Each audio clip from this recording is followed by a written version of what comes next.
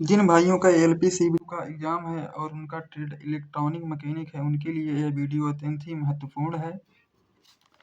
तो दोस्तों, आज की वीडियो में हम लोग देखेंगे इलेक्ट्रॉनिक मैकेनिक्स में बेसिक इलेक्ट्रॉनिक्स चैप्टर को।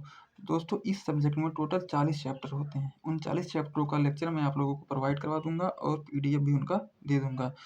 तो चलिए इसको समय को मतलब देर ना करते हुए, समय को बर्बाद ना करते हुए हम लोग अपने लेक्चर को स्टार्ट करते हैं। तो देखिए, सबसे पहले कह रहा है कि ऊर्जा अंतराल संयोजी तथा चालन बंद के बीच ऊर्जा अंतराल को निषिद्ध ऊर्जा अंतराल कहते हैं।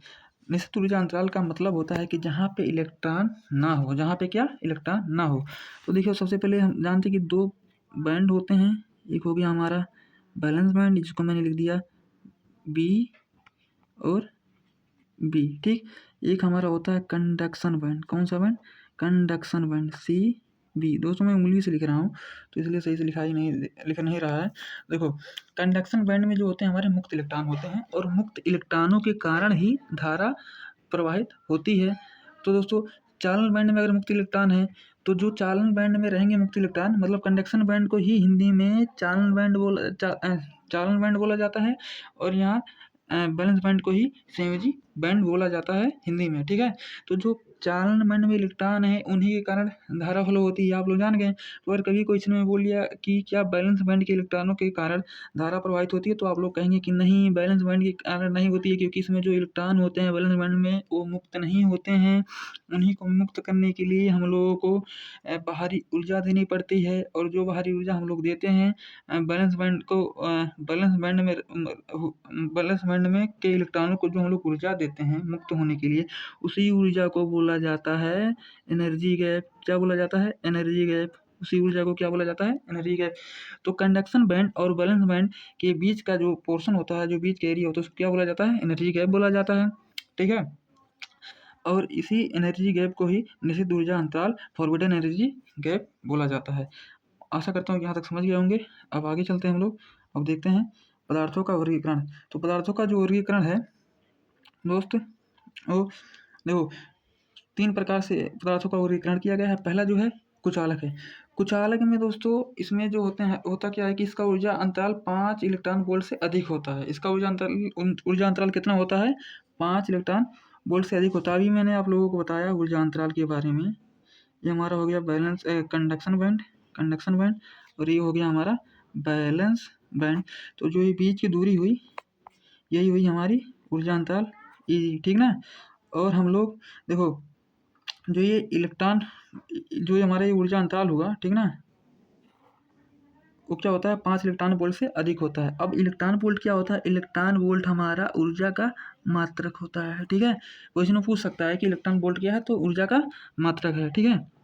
आगे देखते हैं, इसकी संयोजकता 8 होती है। तो संयोजकता का मतलब होता है कि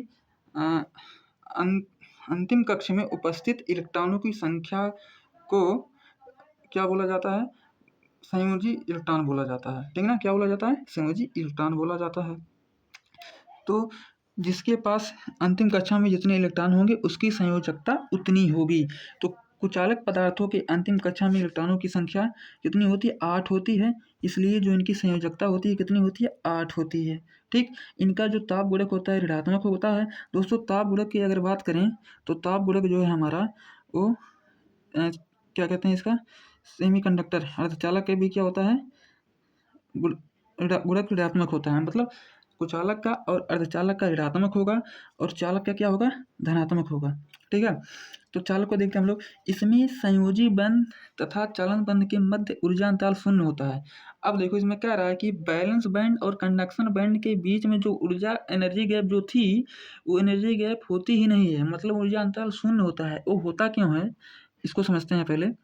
और होता इसलिए है, देखिए यहाँ पे चालक में पहले ही से मुक्त इलेक्ट्रॉन होते हैं, ठीक ना, इसलिए इसमें धारा ज़्यादा प्रवाहित होती है। कुचालक में तो कुछ नहीं होती है, लेकिन इसमें धारा ज़्यादा प्रवाहित होती है।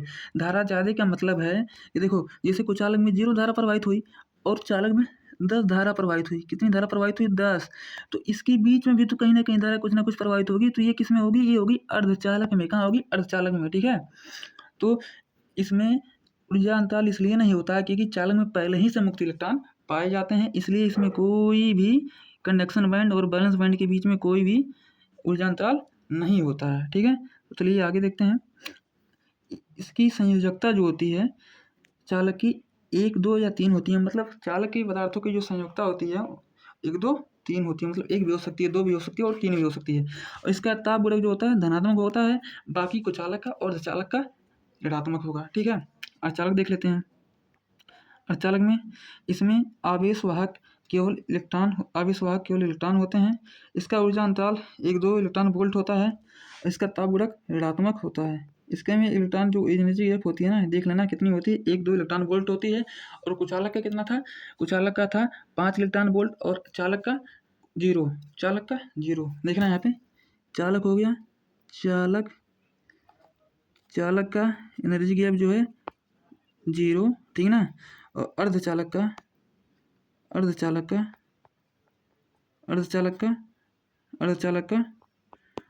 कितना हो जाएगा, 1 से 2 इलेक्ट्रॉन वोल्ट।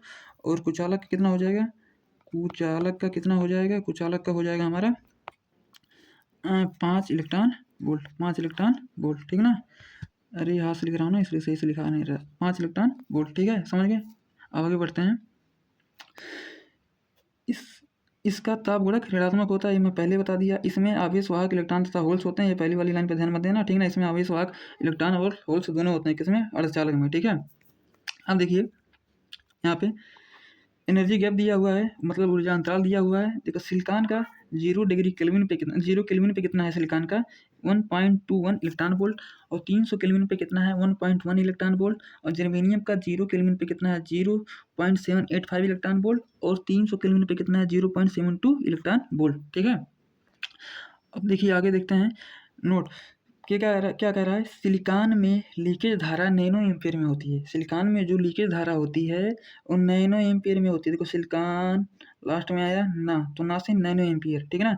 जर्मेनियम में लीकेज धारा माइक्रो एम्पीयर में, देखो जर्मेनियम में लास्ट में एम आया तो धारा जो होगी लीकेज धारा माइक्रो एम्पीयर में, ठीक है, समझ गए। अब देखो ये लीकेज धारा होती क्या है, लीकेज धारा जो होती है वो अल्पसंख्यकों के कारण आती है, ठीक है ना। अल्पसंख्यक मतलब अल्पसंख्यक होते हैं जिनकी संख्या कम होती है, जिनकी संख्या कम होती है उन्हीं के कारण जो धारा उत्पन्न होती है उसी को लीकेज धारा बोला जाता है। और जो लीकेज धारा होता है वो किसी सिस्टम के लिए या किसी डिवाइस के लिए ज़्यादा होना, मतलब न्यूनतम होना अच्छी बात होती है और ज़्यादा होना अच्छी बात नहीं होती है, ठीक। जर्मेनियम की तुलना में सिलिकॉन की जो तापीय स्थायित्व है वो उच्च होता है। किसका, सिलिकॉन का तापीय स्थायित्व उच्च होता है जर्मेनियम से, ठीक है। आगे देखते हैं। अर्धचालकों के प्रकार, तो देखो अर्धचालक 2 प्रकार के होते हैं, शुद्ध अर्धचालक, अशुद्ध अर्धचालक। शुद्ध अर्धचालक किसे कहा जाता है भाई, पहले ये देख लो। शुद्ध अर्धचालक को देखो नैज अर्धचालक भी कहा जाता है। और दूसरी बात है कि इसमें जितने भी इलेक्ट्रॉन होंगे, ठीक ना, जितने भी क्या होंगे, इलेक्ट्रॉन होंगे, उतने ही इसमें क्या होंगे, होल्स होंगे, ठीक ना। जितने ही इलेक्ट्रॉन उतने ही क्या होंगे, हमारे होल्स होंगे। एक चीज़ देखिए याद रख लेना, मतलब इलेक्ट्रॉनों की संख्या और होल्स की संख्या बराबर होती है तो कौन से अर्धचालक कहलाएंगे, शुद्ध अर्धचालक कहलाएंगे, ठीक है। और इनका उपयोग क्या किया जाता है भाई, इनका उपयोग किया जाता है केवल पीआईएन डायोड बनाने में, क्या बनाने में, पीआईएन डायोड बनाने में, ठीक है। फिर देखिए अशुद्ध अर्धचालक क्या होते हैं। अशुद्ध अर्धचालकों में हम लोग अशुद्धियाँ मिलाते हैं, क्या मिलाते हैं, अशुद्धियाँ मिलाते हैं। मतलब इसे डोप्ड या कृत्रिम अर्धचालक भी कहा जाता है। मतलब डोप्ड क्यों कहते हैं, क्योंकि इसमें डोपिंग की जाती है। डोपिंग किसकी की जाती है, डोपिंग की जाती है एन प्रकार के अर्धचालकों की और पी प्रकार के अर्धचालकों की। तो देखिए अशुद्ध अर्धचालक कितने प्रकार के होते हैं, 2 प्रकार के। एक होता है हमारा एन प्रकार का अर्धचालक, किस प्रकार का, एन प्रकार का अर्धचालक। यदि शुद्ध अर्धचालकों में पंचसंयोजी अशुद्धियाँ जैसे फास्फोरस, याद रखना ये पंचसंयोजी पूछ लेगा कि एन टाइप में पंचसंयोजी यूज होता है या पी टाइप में, तो किस में होता है, एन टाइप में पंचसंयोजी। तो पंचसंयोजी अशुद्धियाँ जैसे फास्फोरस, आर्सेनिक, एंटीमनी, नाइट्रोजन मिलाई जाएँ तो एन प्रकार का अर्धचालक का निर्माण होता है। अब पंचसंयोजी अशुद्धियों को, मतलब एन टाइप के अर्धचालकों की जितनी भी अशुद्धियाँ हैं उनको क्या बोला जाएगा, डोनर बोला जाएगा। फास्फोरस को, आर्सेनिक को, एंटीमनी को, नाइट्रोजन को, ठीक ना, इन प्रकार की अशुद्धियों को क्या बोला जाएगा, डोनर बोला जाएगा। इसमें इलेक्ट्रॉनों की संख्या जो होती है वो होल्स की संख्या से ज़्यादा होती है। किसमें, इन प्रकार के अर्धचालक में इलेक्ट्रॉनों की संख्या जो होती है वो ज़्यादा होती है किसकी तुलना में होल्स की तुलना में होल्स की कम होगी और इलेक्ट्रॉन की ज़्यादा होगी, ठीक ना। फिर देखो इसमें बहुसंख्यक आवेशवाहक इलेक्ट्रॉन तथा अल्पसंख्यक आवेशवाहक होल्स होते हैं, मतलब ज़्यादा मात्रा में वही इलेक्ट्रॉन होंगे, कम मात्रा में कौन होगा, होल्स होंगे, ठीक ना। आगे देखते हैं नेक्स्ट पी प्रकार के अर्धचालकों को। तो पी प्रकार के अर्धचालकों में देखते हैं यदि शुद्ध अर्धचालकों में त्रिसंयोजी टेट्रावैलेंट, इस त्रिसंयोजी याद करके रखना, मतलब पंच एन टाइप अर्धचालक में पंच संयोजी और पी टाइप अर्धचालक में त्रिसंयोजी। इसमें देखो त्रिसंयोजी अशुद्धियों में कौन कौन आता है, boron, aluminium, gallium, indium, thallium मिलाई जाए तो पी प्रकार के अर्धचालक का निर्माण होता है। फिर देखो त्रिसंयोजी अशुद्धियों को ग्राही बोला जाता है, उसको क्या बोला जाता था, उसको डोनर बोला जाता था पंच संयोजी को, और त्रिसंयोजी को ग्राही बोला जाएगा। इसमें जो होती है होल्स की संख्या ज़्यादा होती है, ठीक ना। पी टाइम में होल्स की संख्या ज़्यादा होती है, किससे, इलेक्ट्रॉनों की संख्या से, ठीक है। तो इसमें अल्पसंख्यक कौन हो गया, इसमें इलेक्ट्रॉन हो गया अल्पसंख्यक, ठीक है। तो आगे देखते हैं, यहाँ तक हो गया। अब हम लोग देखेंगे प्रत्यक्ष बैंड गैप अर्धचालक। अच्छा, प्रत्यक्ष बैंड गैप अर्धचालक क्या होता है कि जब इलेक्ट्रॉन सीधे कंडक्शन बैंड से बैलेंस बैंड में चला है, मतलब सीधे कंडक्शन बैंड से बैलेंस बैंड में चला है, तो उसको ऐसे बैंड गैप को बोला जाएगा प्रत्यक्ष बैंड गैप अर्धचालक, ठीक ना। तो जब प्रत्यक्ष बैंड गैप अर्धचालक में होता क्या है कि जो हमारी ऊर्जा होती है वो प्रकाश के रूप में निकलती है, किसके रूप में, लाइट के, LIGHT लाइट के रूप में निकलती है। इसलिए इसका उपयोग LED तथा लेजर प्रकाश में किया जाता है। इसका एग्जाम्पल है गैलियम आर्सेनिक, ठीक है। और ये फार्मूला है EG बराबर HC बटे में लैम्डा, ठीक ना। तो आगे देखते हैं अप्रत्यक्ष बैंड गैप अर्धचालक। अब अप्रत्यक्ष बैंड गैप अर्धचालक क्या होते हैं, वे अर्धचालक जिनमें चालन बैंड से संयोजी बैंड में, वे अर्धचालक जिनमें इलेक्ट्रॉन सीधे चालन बैंड से संयोजी बैंड में नहीं जाते हैं, उन्हें अप्रत्यक्ष बैंड गैप अर्धचालक बोला जाता है। देखो प्रत्यक्ष बैंड गैप में क्या हो रहा था कि सीधे जा रहे थे कंडक्शन बैंड से बैलेंस बैंड में सीधे इलेक्ट्रॉन जा रहे थे, लेकिन इसमें इसका उल्टा, मतलब सीधे नहीं जा रहे हैं, ठीक ना। इसके एग्जाम्पल कौन कौन से हैं, सिलिकॉन हो गया, जर्मेनियम हो गया, ठीक ना। फिर हम लोग देखते हैं आइंस्टीन समीकरण को। तो आइंस्टीन समीकरण देखिए क्या कहता है, इस समीकरण द्वारा डिफ्यूजन स्थिरांक, मोबिलिटी तथा थर्मल विपुलता के मध्य संबंध स्थापित किया जाता है, ठीक ना। इसको पूरा देख लेना।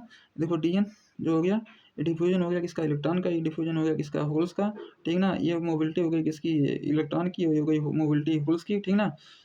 ठीक, अब आगे देखते हैं हम लोग कमरे के तापमान का थर्मल वोल्टता जो होता है 26 मिली वोल्ट होता है। विसरण धारा केवल अर्धचालकों में होती है, ये याद रखना, विसरण धारा जो होती है केवल किस में होती है, अर्धचालकों में होती है। विसरण क्या होता है, विसरण का मतलब होता है कि जैसे मान लो यहाँ पे भीड़ है, इस भीड़ से हट करके कोई एक बंदा यहाँ चला गया, तो ये ज़्यादा लोगों के बीच से अकेला जा रहा है, तो इसको बोला जाएगा ये विसरण कर रहा है। क्या कर रहा है, विसरण कर रहा है। तो इसका मतलब हो गया कि हाई कंसंट्रेशन से लो कंसंट्रेशन की तरफ जाना क्या कहलाएगा, विसरण कहलाएगा, डिफ्यूजन कहलाएगा। तो यहाँ लिखा हुआ है आवेश वाहकों का स्थानांतरण उच्च सांद्रता से निम्न सांद्रता में होता है, ठीक ना। उच्च सांद्रता से निम्न सांद्रता में, यहाँ देखो हो रहा है ना, वही बात है। आवेश वाहकों के असमान वितरण के कारण विसरण होता है। आवेश वाहकों के असमान वितरण के कारण, मतलब इलेक्ट्रॉन और होल्स के असमान वितरण के कारण क्या होता है, विसरण होता है, ठीक। अब चलिए आगे देखते हैं हम लोग। फिर क्या है, विसरण धारा आ गई। हम लोग अभी विसरण के बारे में बात की, विसरण धारा आ गई। अर्धचालकों में आवेश वाहकों इलेक्ट्रॉन तथा होल के असमान घनत्व के कारण प्रवाहित धारा डिफ्यूजन धारा कहलाती है। इसका वायुमान वोल्टता पर निर्भर नहीं करता, इसका जो वायुमान होता है वोल्टता पर निर्भर नहीं करता, ठीक। गतिशीलता क्या होती है, गतिशीलता होती है अर्धचालकों में आवेश वाहकों के बहाव वेग और विद्युत क्षेत्र के रेशियो को क्या बोला जाएगा, मोबिलिटी बोली जाएगी। देखो मोबिलिटी बराबर drift velocity upon applied electric field. ये चीज़ रख लेना कि मोबिलिटी को प्रदर्शित किया जाता है म्यू से, और मोबिलिटी बराबर होता है म्यू बराबर BD अपॉन E। इसका जो मात्रक होता है मीटर स्क्वायर पर वोल्ट सेकंड होता है, ठीक। आगे देखते हैं सामान्यतः इलेक्ट्रॉन की जो गतिशीलता होती है वो होल्स की गतिशीलता के 3 गुना होती है, ठीक ना। जो इलेक्ट्रॉन की गतिशीलता होती है होल्स की गतिशीलता से 3 गुनी होती है। यहाँ पे दिया गया है इलेक्ट्रॉन की जो गतिशीलता होती है, सिलिकॉन के इलेक्ट्रॉन की गतिशीलता 1300, जर्मेनियम इलेक्ट्रॉन की गतिशीलता 3800 और होल्स की गतिशीलता सिलिकॉन की 500 और जर्मेनियम के होल्स की गतिशीलता 1800। ठीक, आगे देखते हैं अर्धचालकों में फर्मी ऊर्जा अंतराल। ठीक ना, इसको पढ़ने से देखिएगा, बहुत अच्छे तरीके से मैं इसको समझाऊंगा।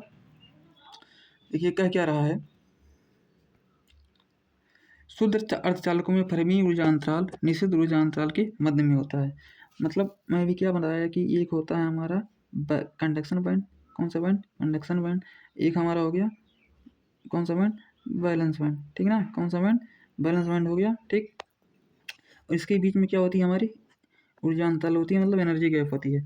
तो इसी के ही बीच में क्या होता है हमारा फर्मी ऊर्जा अंतराल होता है। ठीक ना, फर्मी ऊर्जा अंतराल एनर्जी गैप के बीचों बीच, ये पूरा एनर्जी गैप हो गया हमारा, ये पूरा क्या हो गया एनर्जी गैप। और इसी के बीच में क्या होता है हमारा फर्मी ऊर्जा स्तर होती है, फर्मी ऊर्जा स्तर ये बीचों बीच होती है। ठीक है, फिर इन अर्धचालकों में फर्मी ऊर्जा अंतराल चालन बैंड के ठीक नीचे होती है। देखो इन प्रकार के अर्धचालक अगर मैं बनाऊँ तो देखो यहाँ हो गया कंडक्शन बैंड और ये हो गया हमारा बैलेंस बैंड। इसमें जो होगा फर्मी ऊर्जा स्तर कहाँ होगा, कंडक्शन बैंड के पास होगा फर्मी ऊर्जा स्तर। ठीक है, अब नेक्स्ट बात हम लोग करते हैं पी प्रकार के अर्धचालकों में फर्मी ऊर्जा अंतराल संयोजी बैंड के ठीक ऊपर होता है। इसमें देखो ये पी वाला, एक सेकंड मैं पी वाला बना दे रहा हूँ, यहाँ बना दे रहा हूँ। ठीक है, ये कंडक्शन बैंड हमारा, ये हमारा बैलेंस बैंड यहाँ, इसमें देखो कहाँ जाएगा फर्मी ऊर्जा स्तर, यहाँ बैलेंस बैंड के पास में जाएगा। ठीक ना, ये हमारा था किसका, ये हमारा था शुद्ध का, ये हमारा शुद्ध का था। ठीक ना, शुद्ध अर्धचालक का। ठीक है, और ये एन टाइप का था और ये पी टाइप का था। ठीक ना, मुझे लगता है कि समझ में आ गया होगा। हम लोग पढ़ते हैं हॉल इफेक्ट के बारे में। तो हॉल इफेक्ट का देखो अनुप्रयोग क्या होता है, गतिशीलता को ज्ञात करने के लिए किया जाता है, चुंबकीय फ्लक्स के घनत्व को ज्ञात करने के लिए किया जाता है, अर्धचालक की पहचान करने में करते हैं। ठीक ना, फिर देखो अर्धचालकों के प्रकार, पहला शुद्ध अर्धचालक की जो हार्ट वोल्टता होती है वो शून्य होती है, और एन प्रकार के अर्धचालकों की जो हार्ट वोल्टता होती है ऋणात्मक होती है, पी प्रकार के धनात्मक होती है। मतलब एन का ऋणात्मक और शुद्ध का शून्य। देखो शुद्ध से शुद्ध, शुद्ध से शून्य, एन का क्या होता है ऋणात्मक होगा और पी का क्या होगा धनात्मक, पी से पॉजिटिव। ठीक ना, एन से निगेटिव, तो ना तो एन टाइप का क्या हो जाएगा ऋणात्मक निगेटिव हो जाएगा, और पी से पॉजिटिव तो क्या हो जाएगा धनात्मक हो जाएगा। ठीक, तो वीडियो अगर अच्छी लगी हो तो कमेंट कीजिएगा और चैनल को सब्सक्राइब कीजिएगा। मिलते हैं अगली वीडियो में।